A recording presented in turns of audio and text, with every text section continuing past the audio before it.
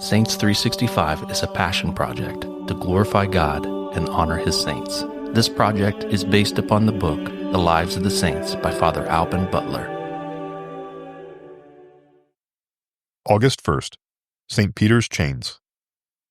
Herod Agrippa, king of the Jews, having put to death St. James the Great in the year 44, in order to gain the affection and applause of his people, caused St. Peter, the prince of the Sacred College, to be cast into prison.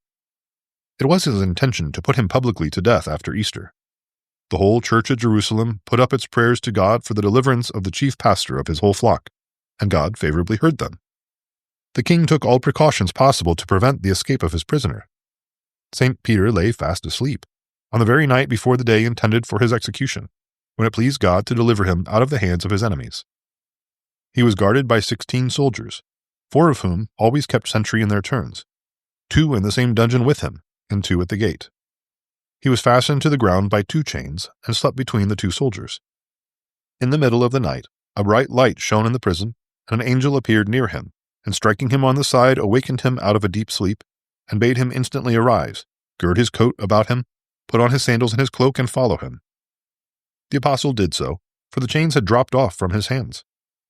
Following his guide, he passed after him through the first and second ward of watches, and through the iron gate which led into the city, which opened to them of its own accord. The angel conducted him through one street, then suddenly disappearing, left him to seek some asylum. The apostle went directly to the house of Mary, the mother of John, surnamed Mark, where several apostles were met together, and were sent up their prayers to heaven for his deliverance. As he stood knocking without, a young woman, knowing Peter's voice, ran in and informed the company that he was at the door. They concluded it must be his guardian angel, sent by God upon some extraordinary account, until, being let in, he related to them the whole manner of his miraculous escape, and having enjoined them to give notice thereof to St. James and the rest of the brethren, he withdrew to a place of more retirement and security, carrying wherever he went the heavenly blessing and life. Reflection. This miracle affords a confirmation of the divine promise. If 2 of you shall consent upon earth concerning anything whatsoever they shall ask, it shall be done to them by my Father who is in heaven. St. Peter, pray for us.